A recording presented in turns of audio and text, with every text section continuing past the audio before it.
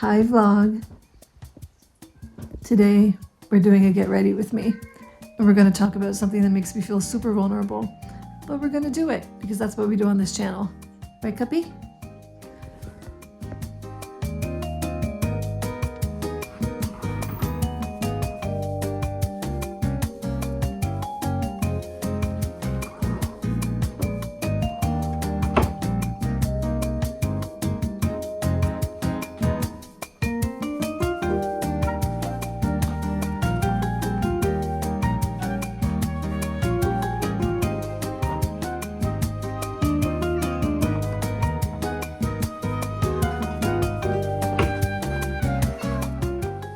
Hello, this is me, barefaced, and I want to show you guys all of my flaws. So you can see I have scars, I have redness, I have a whole lot going for me. Wonderful. I have never been graced with wonderful skin, and maybe some of you guys can connect with that fact, but that's not actually the reason I wanted to talk to you guys. It's not just about my skin, it's about everything. The reason why I wanted to come up here and talk to you guys is because there's something that I struggled with since childhood, and I thought that for the most part it's like, well, okay, you do a lot of healing in life and you get to the point where it's like, well, I think this is the best that it's gonna get. Like, I don't know that I can heal much more from this thing. I've done my best and I am feeling better, but I'm not like where I should be, and it is what it is. And for me, that is the subject of beauty.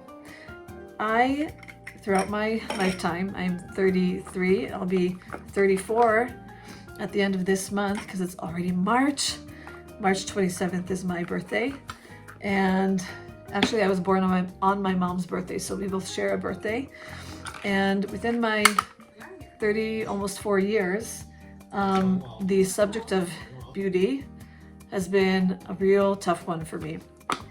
Maybe some of you guys can relate, maybe you can't, and I hope that you can't. Like, I genuinely hope that you can't relate to this, because feeling ugly and unattractive is not fun. I can tell you that much. Also, don't judge me because I'm not like one of those like, here, this is what I'm using. Like, I have zero idea what I'm doing when it comes to makeup, but I'm getting ready to go out to run errands at some point today, so this is what I'm gonna do. So don't judge me that I do this completely unprofessionally, but I know that for me this subject has been since I remember myself. And so since I was a little kid, I always felt very ugly, like extremely ugly, like I felt like I looked like a monster or something, and I was really afraid to tell anyone how I felt.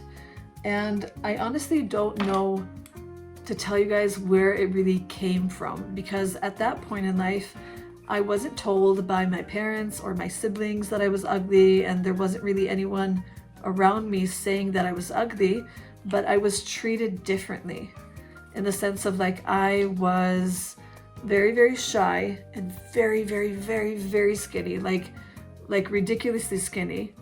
And I think that there was something in me that thought that maybe people were looking at me weird because of how I looked. And I mean, granted, my behavior was probably sort of like, not to say antisocial, but I wasn't a confident kid at all. And when you're not a confident kid, people look at you a bit different, and you just conclude to yourself, wow, these people that are popular, I can see that what they have in common is beauty. They're all beautiful, and you know, as much as a kid can be beautiful. And I thought to myself, well, I don't look like them, so that must be the reason why I'm not popular. The reason is that I'm not beautiful. And that was sort of my natural conclusion when I was a kid. And I remember it got to the point where I was in so much distress over how I looked and how I felt that I would find myself literally on the bathroom floor crying, and like scratching at my skin to get my skin off of me. Like, that is how ugly I felt. And that's just like, how old was I by then? Like 5, 6. And you have to understand, like, I really did keep it a secret because I didn't want, I look like a panda or like a zombie or something. I have very dark, like, under eyes. Anyways, I was in so much distress over it, and it was very, very hard for me. And I kept it a secret because I didn't want people to know, because I thought that they would think that I'm like a monster, that I wasn't normal, that I was crazy. And so I didn't say anything. And I wish that I would have said something. Now, I don't even know if anyone had the tools back then to understand what was going on with me. You know, maybe in the 90s, it wasn't like a huge thing to be able to understand psychologically like we have awareness today. But either way, I kept it a secret. And it just got worse and worse and worse and worse. But I was not okay. I was not having a fun time in life. Eventually what happened is we moved to the from the States to Israel, and I found myself being like a minority within my environment. And so if in the States I looked more or less like everyone else, you know, like I didn't have blonde hair, but I had like light brown hair, almost dirty blonde, and I had blue eyes and fair skin, and I didn't look like my environment, because in my city the majority were Mizrahi Jews. So like Mizrahi Jews are like Middle Eastern Jews, so like places like Morocco and Yemen and Iraq, or Iran, so like Persian Jews. And in the beginning it was sort of like, oh cool, you know, they would call me like Ali McBeal. I don't know why. I guess that was a famous like blonde, blue-eyed person that they knew from that time. But I remember just feeling really, really, really self-conscious about my looks, because like I think I looked sort of, I don't know, my proportions were sort of, you know, odd and different, and you know, my face was really, really small and pointed, and my nose was really big, and my you know, I had really big blue eyes, but like I had crooked teeth, and so I looked sort of, I guess, odd. I guess they thought that I looked ugly. And I think it was a really hard reality for me to deal with, because when it comes to beauty, for the most part, at least when you're a kid, it's not something that you can change. Like I can't go and change it like an outfit. I mean, it also didn't really help that I was extremely extremely skinny, and that didn't help with whatever I was wearing, and we were poor, and so I barely had any clothes, and I would wear the same thing for like day after day, and I was definitely the odd one out. And so eventually, I think that when you're in an environment where, you know, kids can be cruel, it's not easy. So I started to be bullied very, very severely. And of course, the first thing that they do is they go for your looks. And so suddenly you're being called every single name in the book, like skinny, ugly, monster, witch, Freddy Krueger, because I had acne, like I said before, just everything. You know, at some point in middle school, I was literally called Ichs. So Ichs is the equivalent for like yuck or gross, and Ichs was my name for like over a year. Yeah, it was horrendous. Even the school next to me was calling me that name. Like no one even knew my name. And I think what was really difficult about that situation, in which you're bullied for years and years and years, is that there's no one to debunk debunk your feelings. So like if you feel ugly and everyone is telling you that you are ugly, well, there's your proof. And I think it was really hard for me to like reconcile the fact that I was what I felt like. And I was like, my worst nightmare was being confirmed to me, like, yes, you are ugly, and the whole of society is telling you this. And I was very, very rejected. I don't even know if I'm doing this right. I was very, very rejected by my peers. And it got to the point where even like, and I can't explain this, but like, I would say it's on the borderline like demonic. Like people on the street would like, people that I don't even know, literal strangers would like also start to bully me and like to like say things when they pass by you. And like it was a very challenging time in life. Eventually what happened with that is that I developed such a bad body image that I literally could not stand myself. I felt like the scum of the earth. I felt like I wasn't worthy of any type of good treatment because of how I looked.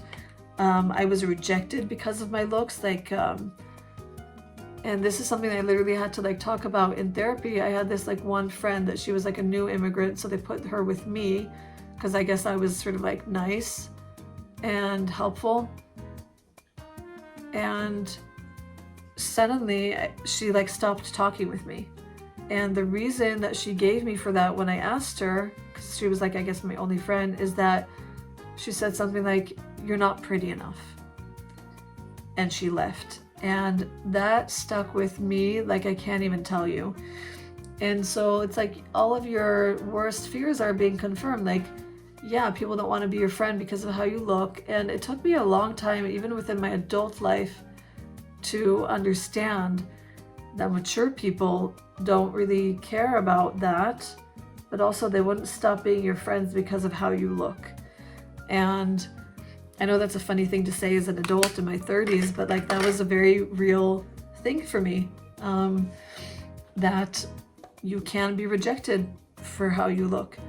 And so I carried these insecurities to the point where like it really ate me up alive, because I believed that God created me ugly, that out of all the creatures in the world, he created me ugly, and why did he do that to me, and why couldn't he just make me beautiful like my sisters, and you know, I'm the ugly sister. Like I'm just giving you guys like a little tiny bit of what I felt. And I think that the difficult thing is that, you know, you do work on things that I can say like now maybe subjectively, like, I don't know, I look at myself and technically I look quote unquote normal. And yet what I see in the mirror and on myself is like a blob, like I'm not able to fully look at myself in the mirror. I'm not able to comprehend what I'm seeing. You see everything through the filter of your life, right? You don't see things as they are. You see it through the filter of everything that you've gone through. And I think that I've struggled with it a lot, and it's something that came up recently because I'm on camera a lot. Now, putting myself in front of a camera, like a vlog camera, I've been doing this for, you know, over 3 years, and I am in control over it. But when I'm being filmed for other things, then it becomes more difficult because it's a whole different audience. It's a huge audience. I don't have a huge audience. I have an audience that I'm grateful for, but it's not huge. And you can't control it. You can't control how your skin looks, and you can't control the angle of you that you feel is not symmetrical and not flattering. And although I have gotten to the place in general that I don't feel like a monster, and I don't feel like I look like the scum of the earth, I still haven't gotten to the place where I'm like, I really like what I see, and I think you're so beautiful. And I think that every human being should get to that point, that they just look at themselves and they're like, it doesn't even matter to me if people think that I'm beautiful. It doesn't matter to me if society would deem me beautiful. I think that I am beautiful and I love myself. And you can say that even if you think that what's wrong with me today? Nothing is wrong. Subjectively, that you're maybe not considered the most beautiful person on earth, but you still love yourself. And I think that I've been trying to get to that place in the last few months because it's coming up a lot.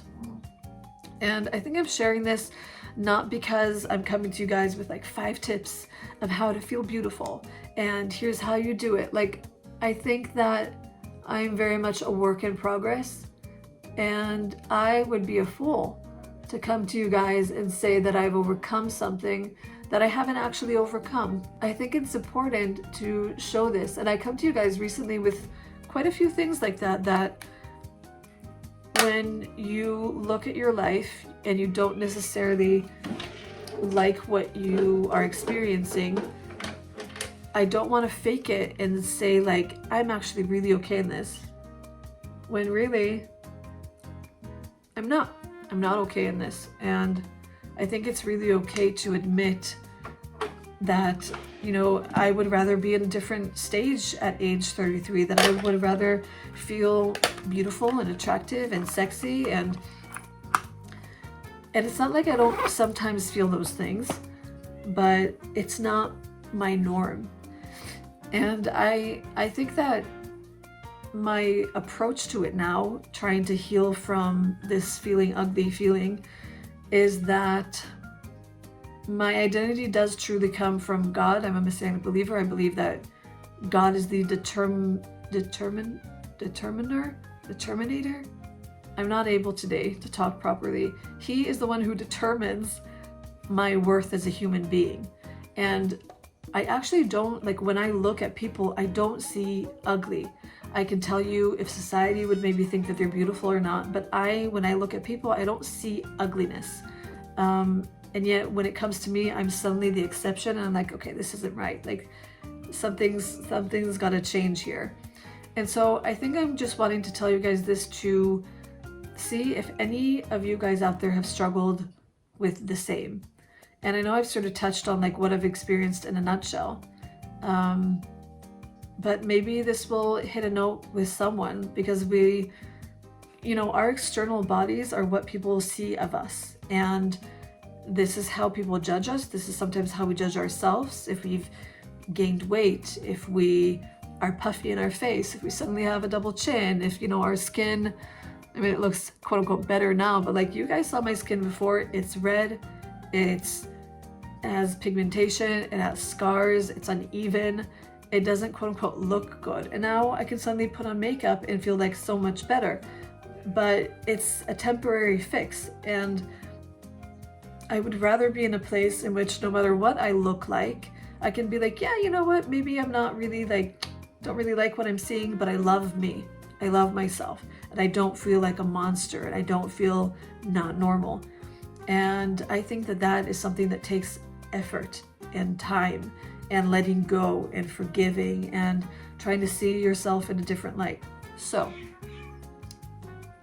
it's mating season out there, and there's cats that are going crazy and wild. So that's what you're hearing outside. But if you, dear person, are seeing this and you have experienced something similar, share it with me. I would love to see, to hear from you guys, your experience and what you guys do to heal from that. We're all in this together.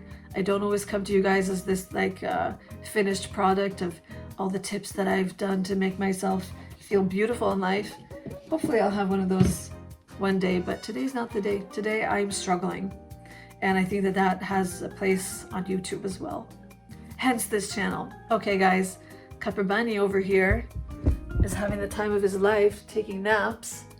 I wish that I could film for you guys on the new camera, but I realized that I don't have a, how do you call it, like one of those things that you can insert the SD card into my actual computer. So it's just going to be this. Tomorrow, sorry, 2 days from now, I'm going down to Eilat to get all the rest of the equipment, and I'm excited, and I'm trying to practice as much as I can on the new camera so that hopefully this shot will look so much better next time because of the camera. Anyways, I love you guys. If you're new here, feel free to subscribe and hit the notification bell. And if you're not new here, then welcome back. I love you guys so much. And I'll see you guys in a vlog very soon. Right, buddy? Right, Cuppy? Okay, bye.